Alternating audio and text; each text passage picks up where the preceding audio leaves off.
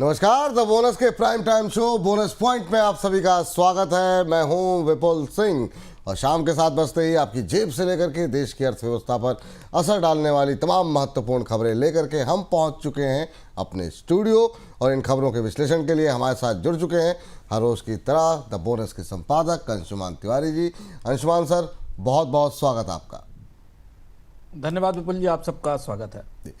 तो अंशुमान सर के साथ आज जो है खबरों का विश्लेषण शुरू करें उससे पहले आपको ये बताते देते हैं कि आज कौन सी वो खबरें हैं जो कि हमारे इस कार्यक्रम में अपना हिस्सा बनाने में कामयाब रही हैं, अपनी जगह बनाने में कामयाब रही हैं।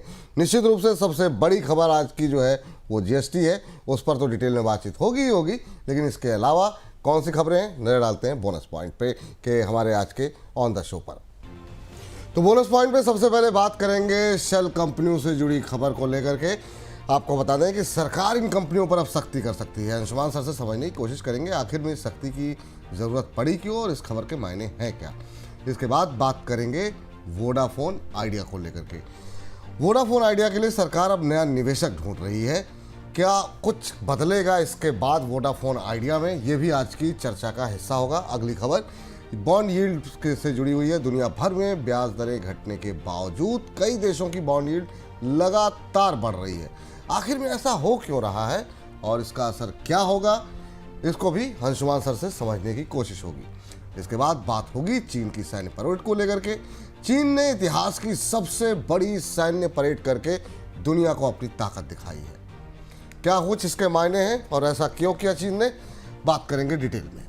अगली खबर अमेरिका से है। टैरिफ को लेकर के निचली अदालत से झटका लगने के बाद अमेरिका के ट्रंप प्रशासन ने निचली अदालत के फैसले को सुप्रीम कोर्ट में चुनौती दी है। समझने की कोशिश होगी क्या है पूरा मामला। और आखिर में आज की सबसे बड़ी खबर जीएसटी कटौती का विश्लेषण होगा। जानेंगे क्या सस्ता होने जा रहा है और किसे फायदा होगा। जीएसटी कटौती का पूरा विश्लेषण अंशुमान सर के साथ करेंगे। साथ ही समझेंगे कि जीएसटी कटौती के बावजूद आज शेयर बाजार में गिरावट ऊपरी स्तरों से क्यों देखने को मिली। लेकिन शुरुआत करेंगे सबसे पहले जो है शेल कंपनियों से जुड़ी खबर के साथ। केंद्र सरकार शेल कंपनियों पर सख्ती कर सकती है। एक रिपोर्ट के मुताबिक शेल कंपनियों की रजिस्ट्रेशन और उनकी परिभाषा को लेकर नए नियम आ सकते हैं। वित्त मंत्रालय, कंपनी मामलों का मंत्रालय और कानून मंत्रालय इस पर काम कर रहे हैं। रिपोर्ट में यह भी बताया गया कि शेल कंपनियों पर नए नियमों को लेकर के सरकार इंटेलिजेंस एजेंसियों से भी बात कर रही है। सर, ये शेल कंपनियों पर लगातार कार्रवाई, बीच बीच में भी काफ़ी खबरें रहीं, क्यों लगातार कार्रवाई करनी पड़ रही है? विपुल जी, शेल कंपनियों के मामले में सरकार को देर से पता चला। हालांकि शेल कंपनी बनाने वालों को पहले से बात पता थी कि शेल कंपनी नाम की कोई चीज कंपनी कानून में एग्जिस्ट ही नहीं करती है। शेल कंपनी की कोई परिभाषा ही नहीं है। केवल कंपनी कानून में डॉर्मेंट कंपनी की परिभाषा है, जो कंपनी काम नहीं कर रही है, बंद पड़ी हुई है। तो शेल कंपनी का कट की डिफिनीशन ही क्लियर नहीं है और इस वजह से लगातार ये कंपनियां, इन पर क्रैकडाउन होता है, बंद किया जाता है और फिर वापस आ जाती हैं। टैक्स इवेजन के लिए और मनी लॉन्ड्रिंग के लिए इनका इस्तेमाल होता है। खासतौर से जीएसटी इवेजन में बहुत सारी शेल कंपनियों का इस्तेमाल हुआ। हम लगातार बता रहे हैं बोनस पॉइंट के दर्शकों को इससे पहले भी कि फर्जी नाम से इनपुट टैक्स क्रेडिट लेने को लेकर आधार और फर्जी पैन के आधार पर बनाई गई कंपनियां हैं। तो अब कोशिश की जा रही है सरकार की तरफ से कि जो कंपनी एक्ट है 2013 का, उसके प्रावधानों को स्पष्ट किया जाए और उसमें शेल कंपनी नाम की जो एंटिटी है उसे डिफाइन किया जाए ताकि इनके ऊपर कार्रवाई हो सके। और ये बड़ा लूप होल है, बड़ा छेद है, जिसे बंद करने की तैयारी की जा रही है। चलिए इस बीच अगली खबर का रुख करते हैं। केंद्र सरकार वोडाफोन आइडिया के लिए नए निवेशक की तलाश कर रही है। एक रिपोर्ट के मुताबिक ऐसा निवेशक ढूंढा जा रहा है जो कम से कम $1 अरब का निवेश कर सके और उसकी एवज में निवेशक को 12 से 13% हिस्सेदारी भी दी जा सकती है। रिपोर्ट में यह भी कहा गया कि इस हिस्सा बिक्री में आदित्य बिरला समूह और वोडाफोन समूह को अपनी हिस्सेदारी घटाने का विकल्प दिया जा सकता है और सरकार की फिलहाल कंपनी में हिस्सेदारी बेचने की योजना नहीं है। सर, वोडाफोन आइडिया को सहायता देने के बजाय अब ये कदम उठाने की बात आखिर में क्यों उठने लगी? विपुल जी, देखिए, सहायता मिलने की उम्मीद तो ना के बराबर थी, जो हम लोग बराबर बता रहे हैं कि सरकार के लिए नैतिक रूप से भी और आर्थिक रूप से भी ये चुनौतीपूर्ण है कि वोडाफोन आइडिया को की लाइसेंस फीस माफ की जाए, एजीआर में रियायत दी जाए, क्योंकि जो अधिकतम सरकार कर सकती थी वो किया गया। कंपनी को बेल आउट करने के लिए नए तरीकों पर विचार किया जा रहा है और उसमें यह है कि इसकी इक्विटी डाइवेस्ट की जाए, इक्विटी ऑफलोड की जाए। चूंकि सरकार बड़ी हिस्सेदार है तो वो ये प्रक्रिया पुश कर सकती है कंपनी के बोर्ड में और आगे बढ़ा सकती है, जिसमें कि वोडाफोन पीएलसी, जो कि अमेरिका की यूके की कंपनी है, जो ओरिजिनली इस कंपनी की मालिक थी, उसकी हिस्सेदारी, और आदित्य बिरला ग्रुप अपनी अपनी हिस्सेदारी इसमें कम करे। क्योंकि वोडाफोन आइडिया को फंड्स की ज़रूरत है। $1 बिलियन के आसपास के फंड की बात चल रही है, 8,800 करोड़ समथिंग मान लें आप। इतने फंड्स की, इससे ज़्यादा फंड्स की ज़रूरत है कर्ज चुकाने के लिए, नेटवर्क के एक्सपेंशन के लिए और बाजार की प्रतिस्पर्धा में टिके रहने के लिए। तो ये एक और कोशिश है जिसमें इक्विटी बेचकर निवेश जुटाने की का प्रयास शुरू हो रहा है। लेकिन थोड़ा फिंगर्स क्रॉस्ड हैं, क्योंकि वोडाफोन के स्टॉक की जो पोजीशन है, कंपनी की जो पोजीशन है, उसमें निवेशक ढूंढ कर लाना और निवेश करने के लिए उन्हें तैयार करना थोड़ा कठिन होगा। कठिन होगा। हालांकि 1.5% गिरते बाजार में आज तेजी देखने को मिली, लेकिन वही है कि अब 2 रुपये 20 पैसे 30 पैसे ऊपर, 20-30 पैसे नीचे, यही चाल देखने को मिल रही है। लेकिन इन सबके बीच में बैंकों ने रिजर्व बैंक से ये मांग की है कि इस साल की दूसरी छमाही में लंबी अवधि के कम बॉन्ड जारी करें और छोटी अवधि के ज़्यादा बॉन्ड लेकर आएँ। रिपोर्ट के मुताबिक राज्यों की तरफ से लंबी अवधि के ज़्यादा बॉन्ड जारी हो रहे हैं, जिस वजह से बॉन्ड बाजार में लंबी अवधि के बॉन्ड्स की सप्लाई बढ़ गई है और ऐसे बॉन्ड्स को लेकर पेंशन फंड्स और बीमा कंपनियों की मांग कम है। बैंकों ने यह भी कहा कि उनके पास राज्यों के बॉन्ड की खरीद की क्षमता भी सीमित है। सर, आखिर में बैंक ऐसा क्यों कह रहे हैं सर? देखिए बोलिए, हम लोगों ने बोनस पॉइंट में पिछले सप्ताह इस बात पर आपको बताया था और जानकारी दी थी कि राज्यों के बॉन्ड्स की यील्ड और बैंकों की आस्क कितनी ज़्यादा बढ़ चुकी है, क्योंकि राज्यों की वित्तीय स्थिति चुनौतीपूर्ण है और इसलिए उनको बैंक महंगी दर पर कर्ज दे रहे हैं। बॉन्ड के मतलब बदले वो कर्ज लेते हैं। अब यहाँ 2 दुविधाएं हैं। बड़ी दुविधा ये कि जीएसटी आ गया, जीएसटी की सिफारिशें आ गई और जीएसटी 2.0 आ गया, रियायतें हो गई। इसका सीधा असर राज्यों की अर्थव्यवस्थाओं पर, उनके बजटों पर पड़ेगा। फिलहाल सरकार ने अपनी तरफ से कोई कंपनसेशन पैकेज इस तरीके की व्यवस्था नहीं दी है। बैंक और बाजार इस बात को महसूस कर रहे हैं कि राज्य लंबे समय के लिए कर्ज लेने की कोशिश कर रहे हैं, क्योंकि भविष्य की आर्थिक स्थिति को लेकर उनकी परिस्थितियां चुनौतीपूर्ण हैं। जबकि बैंकों को यह लग रहा है कि राज्यों के बजट आने वाले 6 महीनों में बिगड़ेंगे, पटरी से उतरेंगे और इसलिए उन्हें लंबे समय तक कर्ज देकर वो फंस सकते हैं। दूसरी तरफ केंद्र सरकार के बॉन्ड्स पर बॉन्ड यील्ड्स बढ़ी हुई हैं। बैंक ऑफ बड़ौदा की रिपोर्ट आई है, उसने इस साल के लिए 6 से 6.5% के आसपास की बॉन्ड यील्ड का प्रोजेक्शन दिया है, जिसके हिसाब से 6.5 से 6.6 तक के बैंड का प्रोजेक्शन दिया है 10 साल की सरकार की बॉन्ड यील्ड पे।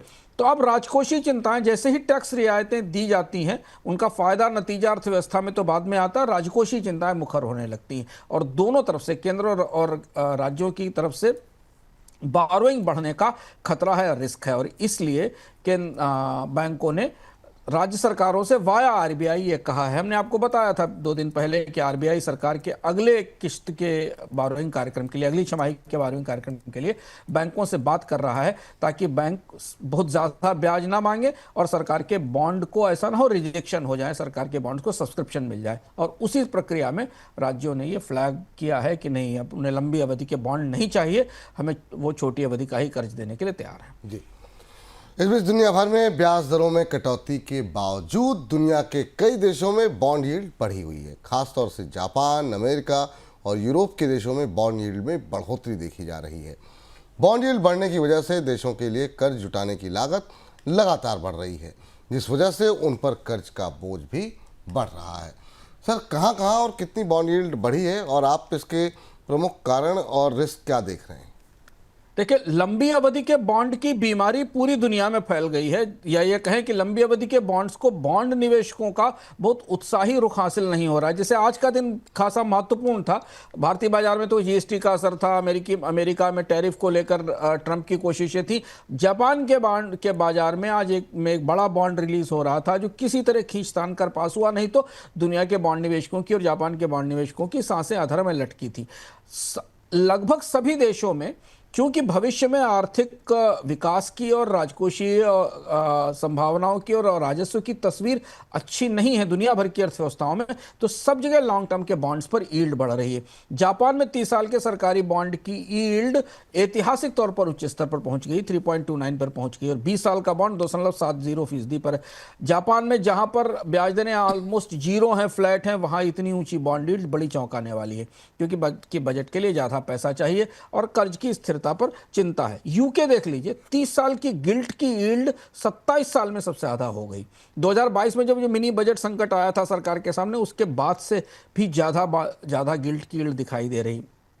10 साल के बॉन्ड की यील्ड लगभग की यील्ड 4.8% है। सरकार के लिए कर्ज चुकाने की लागत बढ़ रही है। अमेरिका, फ्रांस और जर्मनी में, अमेरिका में 30 साल की ट्रेजरी की यील्ड 5% के आसपास है। फ्रांस और जर्मनी में भी यील्ड कई साल के उच्च स्तर पर है, क्योंकि इन सारे देशों में कर्ज जीडीपी अनुपात खासे बढ़े हुए, कारण यही है इसके। और यूके और अमेरिका में दोनों जगह कर्ज घाटा बढ़ रहा है। कर्ज की देनदारी सरकार कैसे करेगी, इस पर सवाल उठ रहे हैं, और महंगाई भी बढ़ी हुई है, तो इसलिए वास्तविक ब्याज दरें बढ़ रही। जापानी निवेशक बेहतर स्थानीय यील्ड के कारण अपने पैसे वापस ला रहे हैं, और यूके में पेंशन फंड में गिल्ट की मांग कम हो रही। तो पूरी दुनिया की परिस्थिति में आप अगर ये देखें तो आपको दिखेगा कि बैंक लंबे समय का कर्ज देने के लिए तैयार नहीं है, और जब भी ऊंची यील्ड होती है तो ब्याज का बोझ बढ़ता है और सरकारों को और ज़्यादा कर्ज लेना पड़ता है। जी, इस बीच चीन ने बुधवार को अपने इतिहास की सबसे बड़ी सैन्य परेड की। दूसरे विश्व युद्ध में जीत की 80वीं वर्षगांठ के मौके पर हुई इस परेड में चीन ने अपने कई अत्याधुनिक हथियारों को पहली बार दुनिया के सामने रखा। इस परेड के जरिए चीन ने दुनिया को संदेश दिया कि उसके हथियार अमेरिका से बेहतर हैं और वो अमेरिका को चुनौती दे सकता है। सर, चीन ने जो हथियार दिखाए वो कौन कौन से हथियार रहे और क्या कुछ तैयारी कर रहा है चीन? ये काफ़ी बड़ी और महत्वपूर्ण परेड थी पूरी दुनिया के लिए, और चीन ने पहली बार अपने इस किस्म के हथियारों का प्रदर्शन किया जिन्हें आमतौर पर चीन ने कभी किसी को बताया नहीं था, और इसके पीछे अपने राजनीतिक संदेश थे जिनके बारे में मैंने कल आपको बताया था। तो हम उन राजनीतिक संदेशों से अलग प्रतिरक्षा की दृष्टि से समझने की कोशिश करते हैं कि चीन ने आखिर वहाँ क्या दिखाया और उसका क्या दुनिया पर असर है। भारत तो चीन का प्रतिद्वंदी प्रतिस्पर्धी, पर अमेरिका के लिए भी उसके संकेत हैं। जैसे चीन ने अपना न्यूक्लियर ट्रायड दिखा दिया वहाँ पूरी बार। ट्रायड का मतलब जमीन, आकाश से और पानी से, समुद्र से मार करने वाली। तो इसमें जो आईसीबीएम डोंगफेंग के तीनों रेंज हैं, डोंगफेंग और जो 12 बार ले जाने वाली क्षमता वाली डोंगफेंग 5C है। समुद्री मिसाइल है जुलांग, जो कि पनडुब्बी से लॉन्च होती है सबमरीन्स वाली, और हवाई GL-1 हवा से लॉन्च होने वाली न्यूक्लियर मिसाइल। ये सारी न्यूक्लियर मिसाइलें चीन ने एक साथ प्रदर्शित कर दी, जो बेहद चौंकाने वाला था। एक जो महत्वपूर्ण हथियार वहां दिखाई दिया वो एक हाइपरसोनिक एंटीशिप हथियार है। दुनिया में बहुत ही कम देशों के पास ऐसे हथियार हैं जो किसी कैरियर को, एयरक्राफ्ट कैरियर को किल कर सकते हैं, और सीधी तौर पर अमेरिका इसका निशाना था। तो YJ-15 और इस पूरी रेंज की मिसाइलें वहां दिखाई दी। इसके अलावा एक स्क्रैमजेट YJ-19 मिसाइल है जो कम ऊंचाई पर उड़ान भरती है। सबसे महत्वपूर्ण बात है कि चीन ने ये दिखाया कि वो मानव रहित सिस्टम बना सकता है, हवाई ड्रोन बना सकता है, समुद्री ड्रोन उसने दिखाए, और जमीनी सिस्टम पर तमाम रोबोटिक हथियारों को वहां प्रदर्शित किया गया। एक जिस हथियार की चर्चा सोशल मीडिया पर सबसे ज्यादा है उसमें एक लेजर सिस्टम है जो ड्रोन्स को हिट करने वाला हथियार है। एंटी ड्रोन सिस्टम अभी दुनिया के कम ही देशों के पास है, और ये लेजर सिस्टम भी वहां लगाए गए, वहां दिखाए गए, जिसको लेकर तमाम तरीके की चर्चाएं अलग अलग जगह चल रही हैं। और इसके साथ जो सबसे महत्वपूर्ण है कि चीन ने अपना HQ-29 स्पेस वार आर्सेनल भी यहां शोकेस कर दिया है, जो अंतरिक्ष में उपग्रहों तक को नष्ट कर सकता है। तो बेहद चौंकाने वाली सनसनीखेज परेड थी, जिसमें चीन की दुनिया चौंक गई देखकर चीन की हथियार बनाने की क्षमताओं को। जी सर, अगर अमेरिका से कंपैरिजन करें तो अमेरिका के कंपैरिजन में चीन कहाँ खड़ा दिखाई देता है अभी? ये तुलना होने लगी है। देखिए, होते करते ये तुलना दुनिया के रक्षा क्षेत्रों में और कूटनीति में होने लगी कि अमेरिका और चीन, और यही चीन चाहता था कि अमेरिका इन हथियारों को सामने दिखाकर दुनिया के रक्षा विशेषज्ञ और हथियार के व्यापारी और निवेशक ये जानने की कोशिश करें कि अमेरिका और चीन की की तुलना क्या है। तो चीन के पास क्या है, चीन ने एक चीज सबसे महत्वपूर्ण बात जो संकेतों में दी कि चीन बड़े पैमाने पर हथियार बनाने की क्षमता हासिल कर चुका है, जो बेहद मुश्किल है दुनिया के देशों के लिए। हथियार बनते तो हैं लेकिन उनको बनाने की इतनी बड़ी क्षमताएं नहीं, और खासतौर से जो मानव रहित हथियारों में चीन की क्षमताएं काफी बड़ी हो चुकी, ये पहली बार पता चला।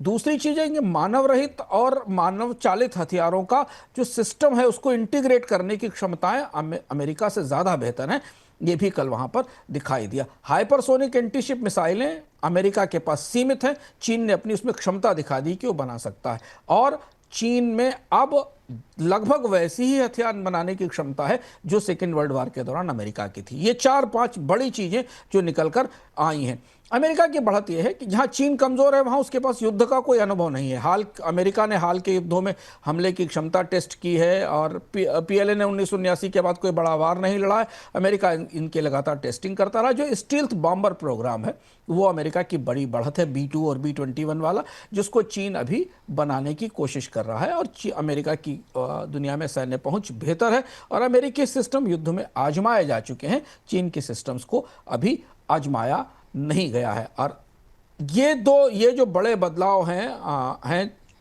एक और चुनौती दिख रही है कि जितने हथियार चीन ने दिखाए हैं वो सब शायद सक्रिय नहीं हो सकते। सिस्टम कैसे काम करेगा, इनका समन्वय कैसे होगा, ये पता नहीं है। लेकिन अब पूरी दुनिया में दो अलग अलग ध्रुवों पर चीन और अमेरिका की सैन्य क्षमताएं तुलना में आ गई हैं। जी, अब सर महत्वपूर्ण सवाल ये कि आखिर में जब इतने सालों से चीन ने अपने इस तरीके से हथियारों का प्रदर्शन नहीं किया था, तो क्यों किया? चीन ने क्या हासिल करना चाहता था, और जो हासिल करना चाहता था वो हासिल हुआ या नहीं हुआ?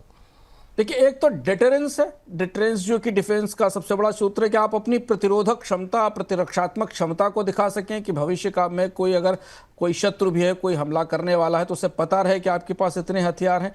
21वीं सदी के युद्ध की तैयारी करते हुए चीन दिखाई दिया, क्योंकि डोनाल्ड ट्रंप ने आने के बाद एक स्पेस वार लेवल के मिसाइल प्रोग्राम को, जिसे गोल्डन डोम कहते हैं, उसे मंजूरी दी थी, और उसके बाद आधुनिक और नई जनरेशन के हथियारों पर बातचीत शुरू हुई थी। चीन ने उसमें से एक हिस्सा दिखा दिया है।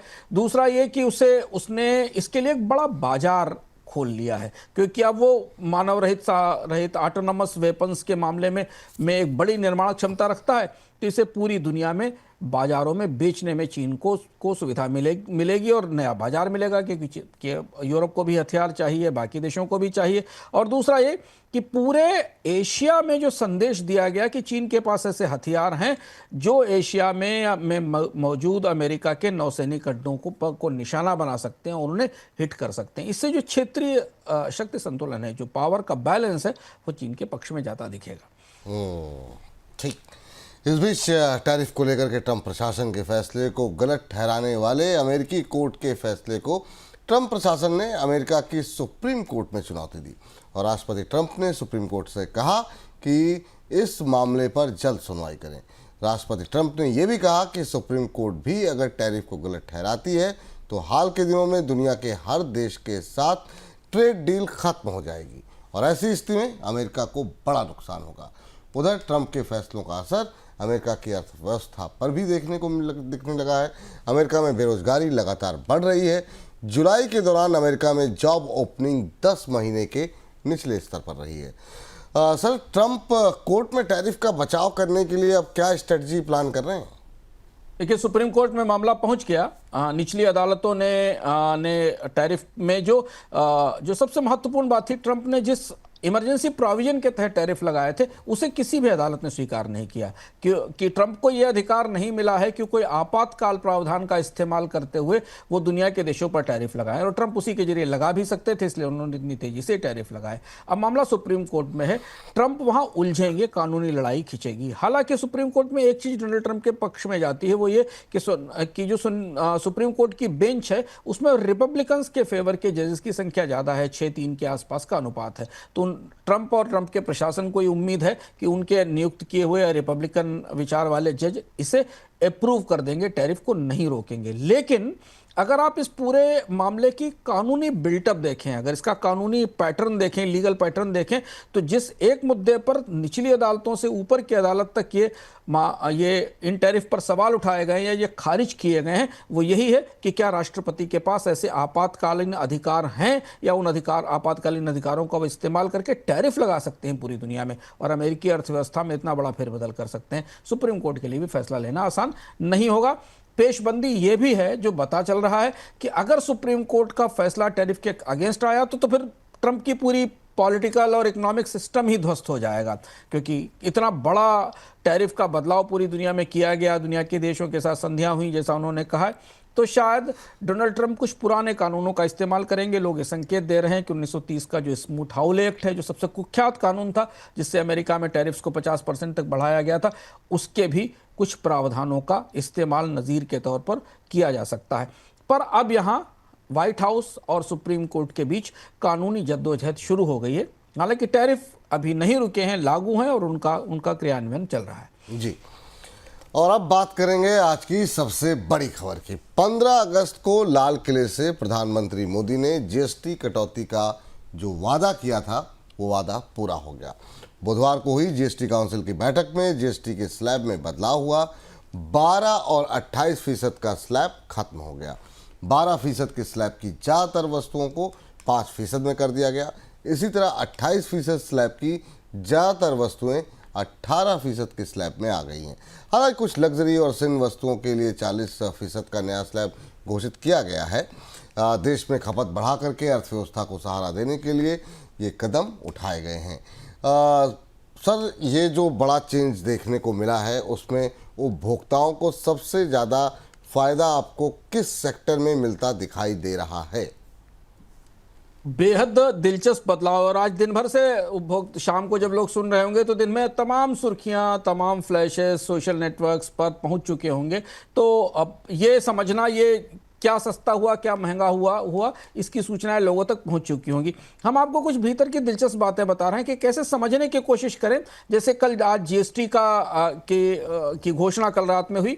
आपका जो अपना बिल है, जिस खर्च के बिल पर जिस पर आप खर्च करने जा रहे हैं, उसमें जो आपके खर्च के बड़े हिस्से हैं, आम लोगों के पारिवारिक खर्च के बड़े हिस्से जहां जाते हैं, उनमें कहाँ ये जीएसटी का कितना असर होगा आपकी जेब पर और इसके भीतर की बातें क्या। सबसे महत्वपूर्ण बात, जैसा विपुल जी ने सवाल पूछा, फूड प्रोडक्ट्स को लेकर जीएसटी ने का पूरा ढांचा पूरी तरह बदल गया।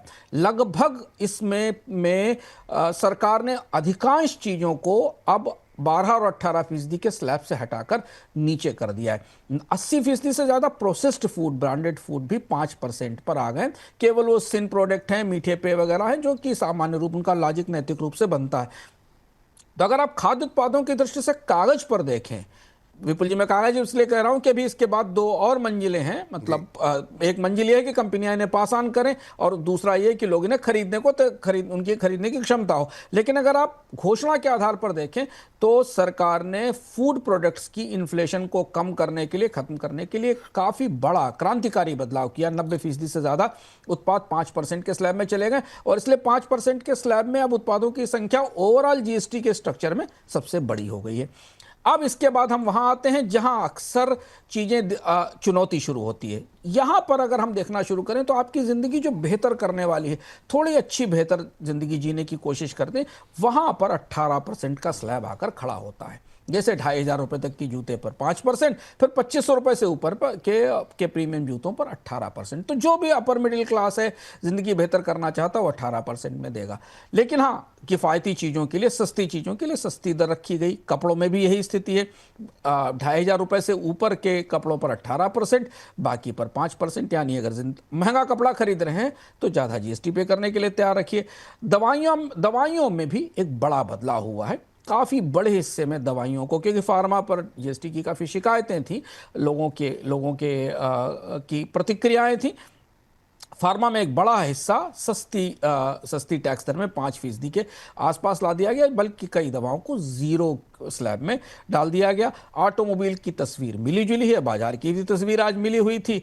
1200 सीसी की गाड़ियों के ऊपर तो सब पहुंच ही चुका है। 1200 सीसी की गाड़ियों तक का जो मास मार्केट है कारों का, टू व्हीलर का उन पर उनमें उन्हें 18% में रखा गया, पर 28 और 40% में लग्जरी कारें हैं। यहाँ पर एक महत्वपूर्ण बात है, सरकार ने अपना राजस्व संभालने की कोशिश की है, इसलिए जो सबसे राइजिंग सेगमेंट था उसे हायर टैक्स कैटेगरी में रखा है। सेवाओं में कोई बड़ा बदलाव नहीं हुआ। जो सबसे बड़ा बदलाव सेवाओं में एक हुआ वो इंश्योरेंस पर हुआ है। वहां पर स्वास्थ्य जीवन बीमा में 5% हो गया। इसको ध्यान रखिएगा, जो 5% का टैक्स होटल्स पर आया 75 रुपए तक के किराए वाले पर, इनसे इनपुट टैक्स क्रेडिट का फायदा ले लिया गया है। बाकी जो सेवाएं हैं उनमें कोई बड़ा बदलाव नहीं हुआ। तो ये एक मोटी तस्वीर है। अगर आप महीने में 20,000 रुपए खर्च करते हैं और ग्रॉसरी पर 5,000 रुपए खर्च करते हैं तो वहां आपको सबसे ज्यादा फायदा मिलेगा। ईंधन चूंकि शामिल नहीं है जीएसटी में पेट्रोल डीजल, तो वो बाहर चला जाता है, वहां उसका फायदा हम शामिल नहीं करते। सेवाओं पर खर्च करते हैं तो बड़ा बदलाव नहीं होगा, कोई बीमा पर सेवा में बचत होगी, और बाकी चीजें हस्बामूल वैसी ही रहेंगी जैसी पहले थी। अब यहाँ पर सबसे बड़ा सवाल, महत्वपूर्ण सवाल ये है कि आखिर में ये जो हिट लिया है गवर्नमेंट ने, उसका राजस्व पर कितना नुकसान होगा और इसको कैसे कंपनसेट किया जाएगा, कैसे होगा ये नुकसान, ये समझना चाहेंगे सर आपसे। विपुल जी, कल बार बार ये सवाल पूछा गया सरकार से कि रेवेन्यू लॉसेस कितने होंगे। अलग अलग तरीके से यह माना जा रहा है कि करीब 70,000 से 1.8 लाख करोड़ रुपए के आसपास के लॉसेस होंगे। अभी जो लॉसेस कैलकुलेट करके कल बताए गए थे वो एनुअलाइज नहीं थे, क्योंकि अगले महीने से 22 सितंबर से लागू हो रहा है, तो वो लिए गए ये 70,000 से। लेकिन यहाँ ये आंकड़ा थोड़ा मोटा है, बहुत ग्रेनुलर नहीं। उसकी दो बड़ी वजह हैं। एक तो वजह यह है कि हमेशा जब भी टैक्स में कमी की जाती है तो बायोंसी की उम्मीद की जाती है कि अगर मान लीजिए शैम्पू पर, पेस्ट पर, टूथपेस्ट वगैरह पर टैक्स कम हुआ है तो इनकी मांग ज़्यादा बढ़ेगी, तो मांग बढ़ने से रेवेन्यू बायंसी आती है, ज़्यादा खपत होती तो ज़्यादा खपत से ज़्यादा रेवेन्यू जनरेट होता है। एक चीज़ ये, तो इसलिए कहना मुश्किल है कि इतना ही होगा या इससे कम ज़्यादा हो सकता है। दूसरा है कि इनपुट टैक्स क्रेडिट के जरिए जो स्ट्रक्चर बदला, जिस पर हम आगे बात करेंगे, इसके बाद बदलेगा, उसका कितना असर होगा। लेकिन हाँ, यह फैसला, इस फैसले में राज्यों के लिए कोई कंपेंसेशन पैकेज शामिल नहीं था। राज्यों ने बाहर निकलकर कुछ बातें भी कहीं, तमाम राज्यों के मुख्य वित्त मंत्रियों की तरफ से कोई प्रतिक्रिया भी नहीं आई। बैठक में सहमति बना ली गई और इसे लागू कर लिया गया। रेवेन्यू लॉसेस हैं, लेकिन अगर आप पूरे जीएसटी के ढांचे को करीब से समझने की कोशिश करें तो आपको दिखाई देगा कि जो हाई रेवेन्यू वाले प्रोडक्ट सर्विसेज थे, वहां पर सरकार ने अपना हाथ पीछे रोक लिया है। जैसा हम आपको पिछली बार अर्थ में बता भी चुके थे कि सरकार के रेवेन्यू में ऑटोमोबाइल का सबसे बड़ा हिस्सा है जीएसटी में, करीब 36 से 37% रेवेन्यू इससे आता है। तो वहां जो महंगी कारें हैं, जो मझोली कारें हैं, जिन पर सबसे ज़्यादा टैक्स आता है, वहां टैक्स में कोई बड़ी रियायत नहीं दी गई। लेकिन फिर भी 70,000 से 1,80,000 करोड़ रुपए तक की एक बड़ी रेंज है। इतना नुकसान राजस्व के लिए हो सकता है, राज्यों पर ज़्यादा बोझ होगा, और राज्य उसके लिए क्या मांगेंगे या केंद्र सरकार क्या देगी, हमें देखना होगा। जी सर, लेकिन वही मेरा जो आपने लास्ट में बोला ना, वही सवाल था मेरा कि अब क्या कहीं कमाने की व्यवस्था भी की गई है? इसके अलावा और क्या तरीके हो सकते हैं सरकार के पास रेवेन्यू और बढ़ाने के?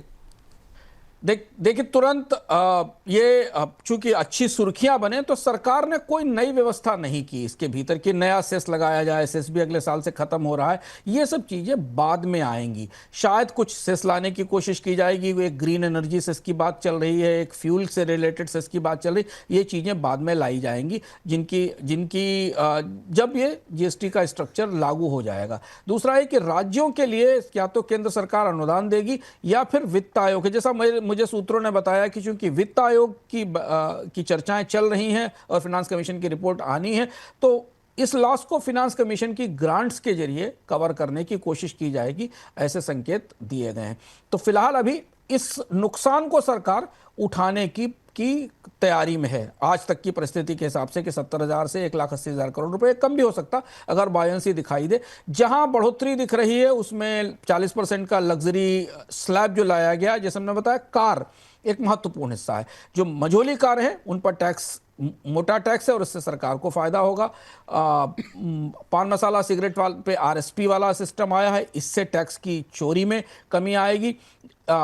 कोल पर टैक्स बढ़ा दिया गया है, एक बड़ी कमोडिटी है, काफ़ी इस्तेमाल होती है, उसका भी फायदा मिलेगा।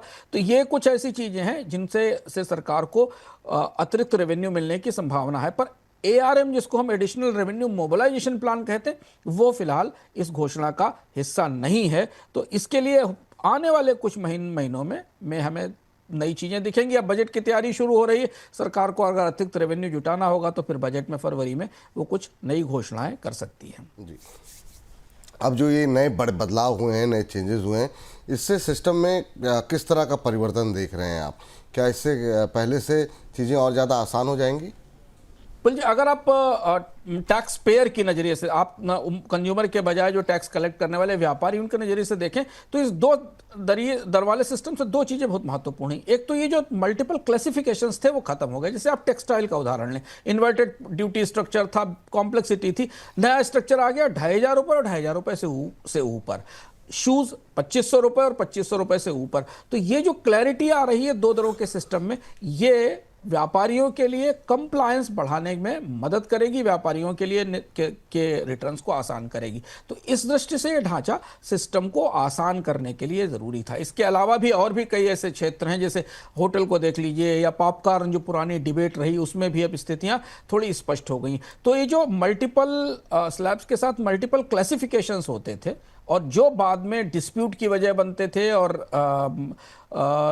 टैक्स पेयर्स को रिटर्न भरने में समस्या होती थी, वो इससे आसान होगा, ऐसा सरकार मान रही है। और उसका मानना है कि इससे आसानी से कंप्लायंस भी बढ़ेगा।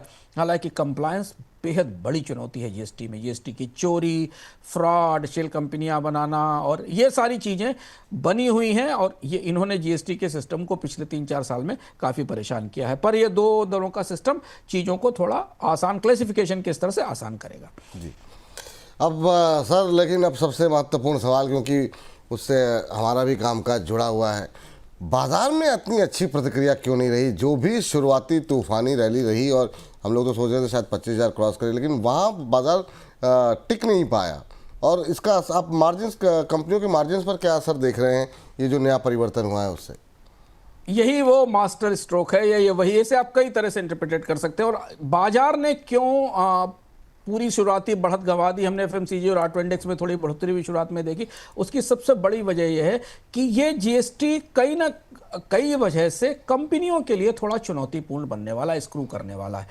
जो मार्जिन्स का हिसाब है ना कंपनियों का, वो इसके साथ बिगड़ रहा है। अलग अलग सेक्टर के हिसाब से आप देखें तो एफएमसीजी सेक्टर के लिए मार्जिन सकारात्मक है, लेकिन 0% वाले जो उत्पाद हैं उनमें आईटीसी की उपलब्धता नहीं है और इसलिए मार्जिन्स पर दबाव रहेगा। दिक्कत यहां कंपनियों के लिए होगी कि अगर वो अपने प्रोडक्ट्स की में टैक्स की कटौती पास ऑन करती हैं और उन्हें लिए गए कच्चे माल पर कोई आईटीसी नहीं मिलता, इनपुट टैक्स क्रेडिट नहीं मिलता है, तो उन्हें उनके मार्जिन्स डबल प्रेशर में होंगे और तब उन्हें ये बढ़ोतरी का पास ऑन रोकना पड़ेगा। जैसे ऑटो सेक्टर सस्ते वाहनों के लिए सकारात्मक है, लग्जरी के लिए मार्जिन्स पर प्रेशर रहेगा, कीमतें भी कम करनी पड़ेंगी, कमाई भी नहीं होगी। टेक्सटाइल के लिए मिला जुला असर रहेगा। सीमेंट के लिए काफ़ी सकारात्मक है क्योंकि इनके लिए काफ़ी फायदा होगा। अब यहाँ देखना यह है कि जिस तरह से रियल एस्टेट को अगर आप देखें, हमने इसमें एक चार्ट दिया है कि बदलाव के बाद मार्जिन पर कितना असर पड़ेगा।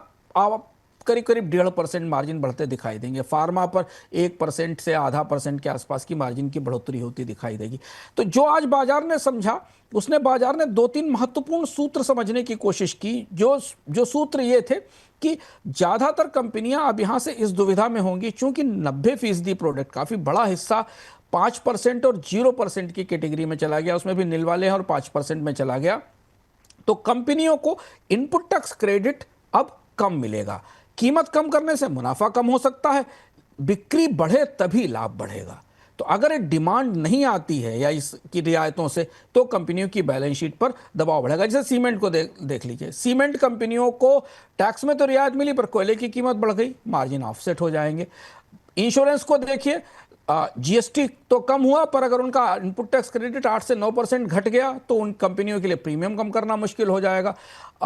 लग्जरी सामानों पर तो टैक्स बढ़ाए तो उनकी डिमांड कम हो सकती है। तो ये जो उलझन आज बाजार की हमने करीब से देखी पूरे दिन, अगर आप अलग अलग कंपनियों के नतीजे देखें, उनके बाजार हिस्से को देखें और एक बार उनकी पिछली बैलेंस शीट देखा है, पिछले तीन महीने के नतीजों को देख लें तो आपको दिखाई देगा कि कंपनियों के मार्जिन्स तो पहले से ही प्रेशर में थे। अब यहाँ इस स्थिति में अगर उन पर सरकार ने सख्ती से ये सारी रियायतें पास ऑन करने के लिए कहा तो उनकी बैलेंस शीट्स पर असर पड़ेगा, नकारात्मक असर पड़ेगा, क्योंकि उनके इनपुट टैक्स क्रेडिट के ढांचे में भी बदलाव हो रहा है। और शायद मेरी वजह से यही वजह थी कि बाजार ने शुरुआती तो उत्साह दिखाया, फिर जैसे जैसे उसको जीएसटी के रेट समझना शुरू हुए और कंपनियों के स्तर पर एनालिसिस शुरू हुई, उन्हें ये समझ में आया कि मार्जिन गड़बड़ाएंगे। तो अब इस चीज पर उम्मीद कायम है कि मांग आए, डिमांड आए कि अगर 100 साबुन के पीस बिकते हैं और इस रियायत के बाद 200 बिकने लगे, 500 बिकने लगे, तो कंपनियों को उस बॉयंसी का, मांग में बढ़ोतरी का फायदा होगा।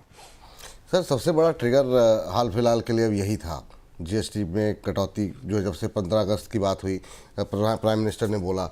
अब इस पे भी अगर क्वेश्चन मार्क अगर दिखाई दे रहा है या फिर मार्जिन्स को लेके सवाल उठ रहे हैं, तो फिर अब नया ट्रिगर कहाँ से तलाशेगा बाजार? क्योंकि ये एक ऐसा पॉइंट था कि यहाँ से हो सकता है कुछ सेंटीमेंट पॉजिटिव होता हुआ दिखाई दे।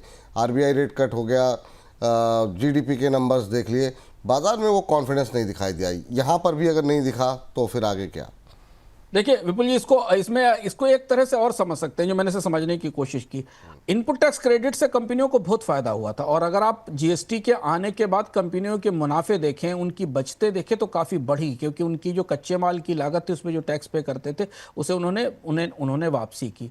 सरकार ने कहीं ना कहीं इस ढांचे में अधिकांश उत्पादों को कम टैक्स के रेट में खिसका दिया, जीरो में खिसका दिया, और इसका असर कंपनियों की बैलेंस शीट पर जरूर दिखाई देगा और कंपनियां इस बात को महसूस कर रही हैं।